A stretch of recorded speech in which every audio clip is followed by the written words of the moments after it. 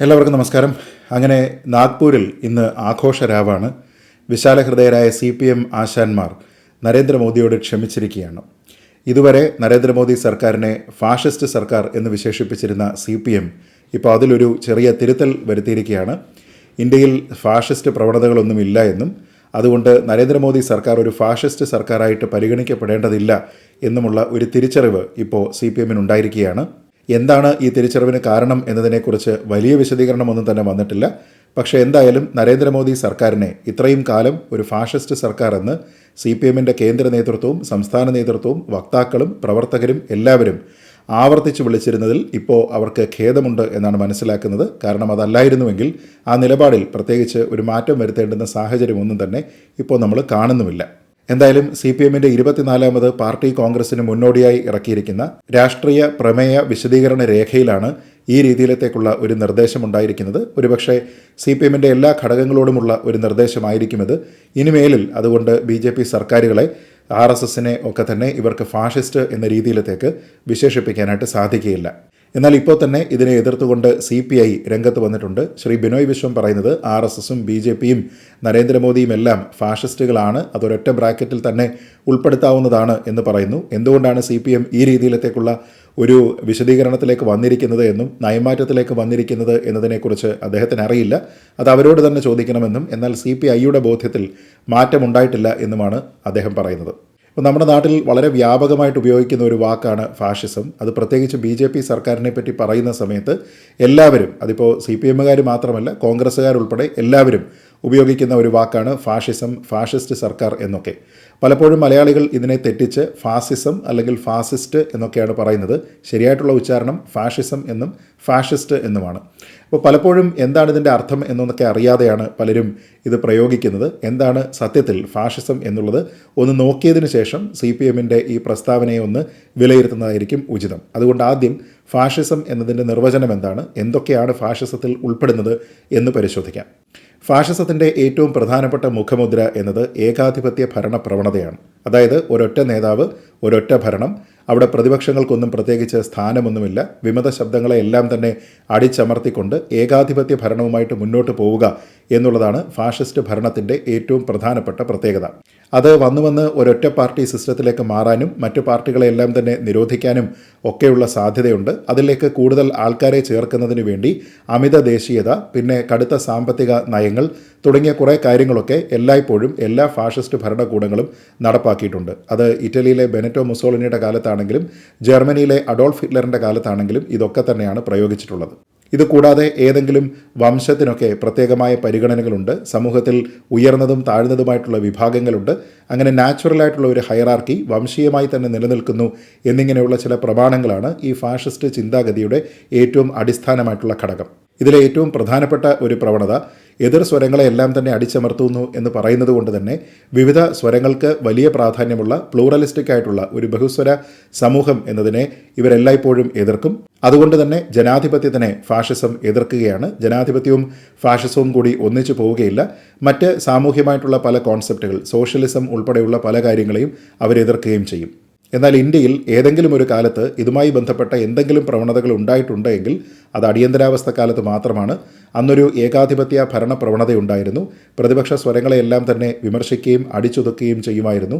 നിരവധി ആൾക്കാരെ അകാരണമായി അഭിപ്രായ സ്വാതന്ത്ര്യം ഉപയോഗിച്ചു എന്നതിൻ്റെ പേരിൽ മാത്രം ജയിലിലിട്ടിട്ടുണ്ട്. ആൾക്കാരുടെ പ്രാഥമികമായിട്ടുള്ള മൗലികമായിട്ടുള്ള പല അവകാശങ്ങൾക്കും നിയന്ത്രണമുണ്ടായിരുന്നു. വലിയ തോതിലുള്ള മാധ്യമ നിയന്ത്രണമുണ്ടായിരുന്നു. ഇതൊന്നും തന്നെ നമ്മുടെ നാട്ടിൽ പിന്നീട് ഉണ്ടായിട്ടില്ല എന്നുള്ളതാണ് വാസ്തവം. അപ്പോൾ ഇതാണ് ഫാഷിസത്തിൻ്റെ ഡെഫിനിഷൻ എന്നിരിക്കെ ഫാഷിസ്റ്റ് ഭരണകൂടമാണ് നരേന്ദ്രമോദിയുടേത്, RSS, BJP ഒക്കെ ഫാഷിസ്റ്റാണ് എന്ന രീതിയിലത്തേക്കുള്ള ഒരു നറേറ്റീവാണ് ഇതുവരെ ഇടതുപക്ഷ പാർട്ടികളെല്ലാം തന്നെ ബിൽഡ് ചെയ്ത് കൊണ്ടുവന്നത്. ഇനി ഇതിൽ തന്നെ വന്നിരിക്കുന്ന വളരെ രസകരമായിട്ടുള്ള ഒരു പരാമർശം, നരേന്ദ്രമോദി സർക്കാരിനെ ഒരു കാലത്തും ഫാഷിസ്റ്റ് സർക്കാരായിട്ട് CPM വിശേഷിപ്പിച്ചിട്ടില്ല എന്നുള്ളൊരു വ്യാഖ്യാനമാണ്. അപ്പോൾ നമ്മൾ ഇതുവരെ കേട്ടിരുന്നതെല്ലാം നമ്മുടെ ചെവിയുടെ കുഴപ്പമാണോ, അവർ പറഞ്ഞത് മറ്റെന്തോ ആയിട്ട് നമ്മൾ കേട്ടതാണോ എന്നൊക്കെയുള്ള സംശയങ്ങളാണ് ഇപ്പോഴുണ്ടാവുക. അപ്പോൾ അതുകൊണ്ട് CPMകാരെ ഒന്ന് ഓർമ്മിപ്പിക്കുന്നതിന് വേണ്ടി മാത്രം നിങ്ങൾ എപ്പോഴൊക്കെയാണ് നരേന്ദ്രമോദി സർക്കാർ, BJP, RSS, സംഘപരിവാർ ഒക്കെ തന്നെ ഫാഷിസ്റ്റുകളാണ് എന്ന് പറഞ്ഞിരുന്നതിൻ്റെ ചില ഉദാഹരണങ്ങൾ മാത്രം പറയാം. ഇത് നിങ്ങളെ ഒന്ന് ഓർമ്മിപ്പിക്കുന്നതിന് വേണ്ടി മാത്രമാണ്. കാരണം നിങ്ങളിപ്പോൾ പറയുന്നത് നരേന്ദ്രമോദി സർക്കാർ ഒന്നും തന്നെ ഒരിക്കലും ഫാഷിസ്റ്റ് ആണ് എന്ന് നിങ്ങൾ പറഞ്ഞിരുന്നില്ല എന്നാണ്. ആദ്യം തന്നെ നമുക്ക് ഏറ്റവും നന്നായി അറിയാവുന്ന നമ്മുടെ മുഖ്യമന്ത്രിയുടെ പ്രസ്താവനകൾ തന്നെ നോക്കാം. അദ്ദേഹത്തിൻ്റെ ഫേസ്ബുക്ക് പോസ്റ്റുകളിൽ പലപ്പോഴായിട്ട് അദ്ദേഹം നിലവിലത്തെ ഇന്ത്യൻ ഭരണകൂടം ഫാഷിസ്റ്റാണ് എന്ന് പറഞ്ഞിട്ടുണ്ട്. അതിലെനിക്ക് പ്രത്യേകമായി ഓർമ്മയുള്ളത് ന്യൂസ് ക്ലിക്ക് എന്ന ഒരു പോർട്ടൽ, ആ പോർട്ടലിന് നേരെ ചില നടപടികളുണ്ടായ സമയത്ത് അതിൽ വിമർശനം ഉന്നയിച്ചുകൊണ്ട് അന്ന് ശ്രീ പിണറായി വിജയനിട്ട പോസ്റ്റിൽ ഫാഷിസ്റ്റ് ഭരണകൂടമാണ് ഇവിടെ എന്ന രീതിയിലത്തേക്കുള്ള പരാമർശമുണ്ടായിരുന്നു. അതുകൂടാതെ രാഹുൽ ഗാന്ധിക്ക് പാർലമെൻറ്റിൽ അയോഗ്യത കൽപ്പിക്കപ്പെട്ട ഒരു സമയത്തും ഇതേപോലെ തന്നെ ഭരിക്കുന്നത് ഫാഷിസ്റ്റ് ശക്തികളാണ് എന്ന മട്ടിലുള്ള ഒരു പ്രതികരണം ശ്രീ പിണറായി വിജയൻ്റെ ഭാഗത്തു നിന്നുണ്ടായിരുന്നു.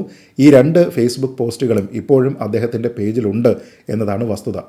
അതേപോലെ ഒരിക്കൽ അംബേദ്കറെ അനുസ്മരിച്ചുകൊണ്ട് ശ്രീ പിണറായി വിജയൻ ഫേസ്ബുക്കിലിട്ട പോസ്റ്റിൽ ഇങ്ങനെയാണ് ഒരു വരി: ഇന്ത്യൻ ജനാധിപത്യത്തിൻ്റെ ആണിക്കല്ലായ ഭരണഘടനയുടെ മൂല്യങ്ങൾ ഒന്നൊന്നായി തകർക്കാൻ വർഗീയ ഫാഷിസ്റ്റ് ശക്തികൾ ശ്രമിക്കുന്ന കാലമാണിത്. ഭരണഘടനയുടെ ഏറ്റവും പ്രധാനപ്പെട്ട അന്തസ്സത്ത മാറ്റണമെങ്കിൽ അധികാരമുള്ള ആൾക്കാർക്ക് മാത്രമേ അതിന് സാധിക്കൂ എന്നിരിക്കെ അദ്ദേഹം ഇവിടെ വർഗീയ ഫാഷിസ്റ്റ് ശക്തി എന്ന് വിളിച്ചിരിക്കുന്നത് BJP സർക്കാരിനെയാണ് എന്ന കാര്യത്തിൽ നമുക്ക് സംശയമില്ല. ഇനി മറ്റൊരു പോസ്റ്റിൽ അദ്ദേഹം പറഞ്ഞിരിക്കുന്നത് സംഘപരിവാറിൻ്റെ അർദ്ധ ഫാഷിസ്റ്റ് വാഴ്ച എന്നാണ്. അതെന്തുകൊണ്ടാണ് ആ സമയത്ത് സംഘപരിവാറിനെ പകുതി ഫാഷിസ്റ്റ് മാത്രമാക്കി ശ്രീ പിണറായി വിജയൻ വിശദീകരിച്ചതെന്നും മറ്റുള്ള സമയങ്ങളിലൊക്കെ തന്നെ പൂർണ്ണ ഫാഷിസ്റ്റായിട്ട് അവരെ കരുതാൻ കാരണം എന്താണ് എന്നതിനെക്കുറിച്ചും നമുക്കറിയില്ല. ഇനി ഇത് ശ്രീ പിണറായി വിജയൻ്റെ മാത്രം പ്രസ്താവനകളല്ല, CPMൻ്റെ കേന്ദ്ര നേതൃത്വത്തിൻ്റേതായിട്ടുള്ള ചില പ്രസ്താവനകളുണ്ട്, ചില വിശദീകരണങ്ങളുണ്ട്. അതിൽ CPMൻ്റെ ദേശീയ ജനറൽ സെക്രട്ടറി ആയിരുന്ന അന്തരിച്ച ശ്രീ സീതാറാം യെച്ചൂരിയുടെ ഒരു ലേഖനമുണ്ട്. ആ ലേഖനം ഇപ്പോഴും CPMൻ്റെ ഔദ്യോഗിക വെബ്സൈറ്റിൽ ലഭ്യമാണ്. അതിൽ ഫാഷിസത്തിനെക്കുറിച്ച് ജോർജി ഡിമിട്രിയേവിൻ്റെ ഒരു പ്രസ്താവന അദ്ദേഹം പറയുന്നുണ്ട്. എങ്ങനെയാണ് ഒരു ഫാഷിസ്റ്റ് സർക്കാരിനെ നമ്മൾ മനസ്സിലാക്കേണ്ടത് എന്ന്. അതിങ്ങനെയാണ്. അതിലുള്ള പ്രത്യേകതകൾ: 1, ഓപ്പൺ ടെററിസ്റ്റ് ഡിക്റ്റേറ്റർഷിപ്പ്, അതായത് വളരെ മിലിറ്റൻ്റായിട്ടുള്ള, വളരെ തീവ്ര നിലപാടുകളുള്ള ഒരു ഡിക്റ്റേറ്റർഷിപ്പ് അഥവാ ഏകാധിപത്യ ഭരണം എന്നത് ഇങ്ങനെയുള്ള ഒരു ഫാഷിസ്റ്റ് ഭരണകൂടത്തിൻ്റെ പ്രത്യേകതയാണെന്ന് പറയുന്നു. ഇന്ത്യയിൽ അങ്ങനെയുള്ള ഒരു സംവിധാനമല്ല. ഇവിടെ ജനങ്ങൾ തിരഞ്ഞെടുക്കുന്ന ജനാധിപത്യ പ്രക്രിയയുടെ ഭാഗമായിട്ട് അധികാരത്തിൽ കയറുന്ന ആൾക്കാർ മാത്രമേ സംസ്ഥാനങ്ങളിലും കേന്ദ്രത്തിലുമുള്ളൂ. അതുകൊണ്ട് തന്നെ ഈ പറയുന്ന ടെററിസ്റ്റ് ഡിക്റ്റേറ്റർഷിപ്പ് എന്നത് ഇന്ത്യയുടെ കോണ്ടെക്സ്റ്റിൽ റെലവൻ്റേ അല്ല. പിന്നെ ഒന്ന്, most reactionary, most chauvinistic and most imperialistic elements of finance capital എന്നാണ്. നമുക്കറിയാവുന്നതുപോലെ ഈ പറയുന്ന വിശേഷണങ്ങളൊന്നും തന്നെ ഇന്ത്യയിലുള്ള ഒരു സർക്കാരിനും ബാധകമായിരുന്നില്ല. എന്തെങ്കിലും നിയന്ത്രണം ഈ കാര്യങ്ങളിലൊക്കെ കൊണ്ടുവന്നിരുന്നുവെങ്കിൽ അത് അടിയന്തരാവസ്ഥ കാലത്തുള്ള കോൺഗ്രസ് സർക്കാർ മാത്രമായിരുന്നു എന്നതാണ് വസ്തുത. ഇങ്ങനെയാണ് കാര്യങ്ങൾ എന്നിരിക്കെ ഈ ലേഖനത്തിൽ തന്നെ ഇന്ത്യയിലെ ഫാഷിസ്റ്റ് പ്രവണതയെപ്പറ്റി സഖാവ് യെച്ചൂരി വിശദീകരിച്ചിരുന്നു. അതിൽ അദ്ദേഹം പറയുന്ന ഒരു ഭാഗം ഇങ്ങനെയാണ്: the saffron brigade adopts the fascistic methods of appropriation of popular symbols, create a false consciousness of deprivation amongst the majority community and appeal to extreme jingoism as their methods to advance. അതായത് ഫാഷിസത്തിൻ്റെ മുഖമുദ്രയായിട്ടുള്ള എല്ലാ പ്രവണതകളെയും സാമൂഹ്യമായിട്ടുള്ള എഞ്ചിനീയറിങ്ങിനെയും ഒക്കെ തന്നെയാണ് അദ്ദേഹം ഇവിടെ പറയുന്നത്. അത് നമ്മുടെ നാട്ടിലെ സാഫ്രൻ ബ്രിഗേഡ് ചെയ്യുന്നു, അഥവാ സംഘപരിവാർ പ്രസ്ഥാനങ്ങൾ ചെയ്യുന്നു എന്ന രീതിയിലത്തേക്ക് ഫാഷിസം എന്ന വാക്ക് ഉപയോഗിച്ച് തന്നെയാണ് ശ്രീ സീതാറാം യെച്ചൂരി വിശദീകരിച്ചത്. ഇത് പറയുന്ന സമയത്ത് അദ്ദേഹം CPMൻ്റെ ഇന്ത്യയിലെ ദേശീയ ജനറൽ സെക്രട്ടറിയാണ്. അതിൽ തന്നെ മറ്റൊരു സെൻറ്റൻസ് ഇങ്ങനെയാണ്: the agenda that the Saffron Brigade is posing before the country and the methods that it uses to achieve its objective are nothing but an expression of an Indian variant of a communal party utilizing fascistic methodology. അതായത് ഇത്തരത്തിലുള്ള നിലപാടുകളെല്ലാം തന്നെ നടപ്പാക്കുന്നതിൻ്റെ ഭാഗമായിട്ട് നമ്മുടെ നാട്ടിലുള്ള saffron brigade അഥവാ സംഘപരിവാർ പ്രസ്ഥാനങ്ങളെല്ലാം തന്നെ ഉപയോഗപ്പെടുത്തുന്നത് fascist പ്രത്യയശാസ്ത്രത്തിൽ അധിഷ്ഠിതമായിട്ടുള്ള ഒരു കമ്മ്യൂണൽ പാർട്ടിയാണ്, അല്ലെങ്കിൽ അതിൻ്റെ ഒരു ഇന്ത്യൻ വേരിയൻറ്റിനെയാണ് എന്ന് പറഞ്ഞുകൊണ്ട് അദ്ദേഹം ഇവിടെ ആക്രമിക്കുന്നത് BJPയെ തന്നെയാണ്. വീണ്ടും ഫാഷിസ്റ്റ് എന്ന വാക്ക് അദ്ദേഹം ഇവിടെ ഉപയോഗിക്കുന്നുണ്ട്. ഇങ്ങനെ CPM ഇതുവരെ BJPയെ ഫാഷിസ്റ്റ് എന്നൊന്നും വിളിച്ചിട്ടില്ല എന്നൊക്കെ പറയുന്ന സമയത്ത് സഖാക്കളെ ഓർമ്മിപ്പിക്കേണ്ടി വരുന്നത്, ഏപ്രിൽ 2022 കണ്ണൂരിൽ പാർട്ടിയുടെ ഒരു സമ്മേളനം നടന്നിരുന്നു. ആ സമ്മേളനത്തിലുണ്ടായിരുന്ന ഒരു പ്രഖ്യാപനമാണ്. 23ാമത് പാർട്ടി കോൺഗ്രസ്സാണ് ഏപ്രിൽ 2022 കണ്ണൂരിൽ. അന്നത്തെ പാർട്ടി കോൺഗ്രസിൻ്റെ രാഷ്ട്രീയ പ്രമേയത്തിൻ്റെ പൊളിറ്റിക്കൽ ലൈൻ ആരംഭിക്കുന്നത് തന്നെ ഇങ്ങനെയാണ്: The nearly 8 years of the BJP government have seen the consolidation of the communal corporate nexus, mounting authoritarian attacks. Since returning to government in 2019, it has been aggressively furthering the Hindu Rashtra agenda of the fascistic RSS. അതായത് 2019 BJP വീണ്ടും അധികാരത്തിലേറിയതിനു ശേഷം അവരിവിടെ നടപ്പാക്കാൻ ശ്രമിക്കുന്നത് ഫാഷിസ്റ്റായിട്ടുള്ള RSSന്റെ ഹിന്ദുരാഷ്ട്ര അജണ്ടയാണ് എന്നാണ് അവർ പറയാനായിട്ട് ശ്രമിക്കുന്നത്. എന്നുവെച്ചാൽ CPMന്റെ ഔദ്യോഗിക പാർട്ടി കോൺഗ്രസിൻ്റെ രാഷ്ട്രീയ പ്രമേയത്തിലെ പൊളിറ്റിക്കൽ ലൈൻ, അത് കേരളത്തിൽ 2022 ഏപ്രിലിൽ കണ്ണൂരിൽ നടന്ന സമ്മേളനത്തിൽ ആ ലൈൻ തുടങ്ങുന്നത് തന്നെ BJP ഫാഷിസ്റ്റ് ആണ് എന്ന് പറഞ്ഞുകൊണ്ടാണ്. ഇനി ഇത് കൂടാതെ കഴിഞ്ഞ വർഷം 2024 നരേന്ദ്രമോദി സർക്കാർ 10 വർഷം ഭരണത്തിൽ പൂർത്തിയാക്കിയത്. ആ സമയത്ത് സർക്കാരിൻ്റെ ഒരു വിലയിരുത്തൽ CPM ഔദ്യോഗികമായി നടത്തിയിരുന്നു. അതിനെക്കുറിച്ചും CPMന്റെ ഔദ്യോഗിക വെബ്സൈറ്റിൽ അവർ പ്രസിദ്ധീകരിച്ചിട്ടുണ്ട്. ആ ഭാഗം ഇങ്ങനെയാണ്: Since the RSS is a fascistic organization for whom Hitler and Mussolini are the true role models, it will spell the end of democracy, secularism, sovereignty, federalism, socio-economic justice and the Constitution of India itself. അതായത് 10 വർഷം നരേന്ദ്രമോദി സർക്കാർ പൂർത്തിയാക്കുന്ന സമയത്ത് ഫാഷിസ്റ്റിക് ഓർഗനൈസേഷനായിട്ടുള്ള RSSന്റെ Adolf ഹിറ്റ്ലറെയും ബെനറ്റോ മുസോളിനെയും ഒക്കെ തന്നെ Aaradhya പുരുഷന്മാരായിട്ട് role മോഡലുകളായിട്ടൊക്കെ കണ്ടിരിക്കുന്ന RSS എന്ന് പറയുന്ന ഫാഷിസ്റ്റിക് organisation എന്ത് ചെയ്യുന്നു എന്നാണ് ഇവിടെ പറയുന്നത്. അവരുടെ ആ പ്രവർത്തനങ്ങൾ കൊണ്ട് നമ്മുടെ രാജ്യത്തെ ഡെമോക്രസി, ജനാധിപത്യം, സെക്യുലറിസം അഥവാ മതേതരത്വം, സോവറിനിറ്റി അഥവാ നമ്മുടെ പരമാധികാരം, ഫെഡറലിസം അഥവാ സ്റ്റേറ്റും യൂണിയനും തമ്മിലുള്ള ബന്ധം അല്ലെങ്കിൽ separation of powers, socio economic justice നമ്മുടെ സാമൂഹ്യ സാമ്പത്തിക നീതി, and the constitution of India itself നമ്മുടെ രാജ്യത്തിൻ്റെ ഭരണഘടന എന്നിവയെല്ലാം തന്നെ ഇത് നശിപ്പിക്കും എന്ന രീതിയിലത്തേക്കുള്ള ഒരു ആശങ്കയാണ് അന്ന് CPM പ്രകടിപ്പിച്ചത് കഴിഞ്ഞ വർഷം. ഇനി RSSനെ മാത്രമായിട്ടാണ് ഈ പറയുന്നത്, അവരുടെ പൊളിറ്റിക്കൽ വിങ്ങായിട്ടുള്ള BJPയെ പറ്റി അല്ലല്ലോ എന്ന് ചോദിച്ചു കഴിഞ്ഞാൽ അതിനുമുണ്ട് മറുപടി. കാരണം CPMന്റെ വെബ്സൈറ്റിൽ എഴുതിയിരിക്കുന്ന മറ്റൊരു ഭാഗം ഇങ്ങനെയാണ്: under the banner of one nation one India the BJP's policies favour cultural homogeneity. അതായത് നമ്മുടെ നാട്ടിൽ ഒരു സാംസ്കാരിക ഏകീകരണം എന്ന രീതിയിലത്തേക്കുള്ള ഒരു സംഭവം മാത്രമാണ് ഇവർ ഉദ്ദേശിക്കുന്നത്. BJPയുടെ നയങ്ങൾ അങ്ങനെയാണ്. Often employing economic and administrative justifications, പല കാര്യങ്ങളെയും ന്യായീകരിക്കുന്നതിന് വേണ്ടി സാമ്പത്തികമായിട്ടും ഭരണപരവുമായിട്ടുള്ള പല ന്യായീകരണങ്ങൾ ഇവർ കൊണ്ടുവരുന്നുണ്ട്.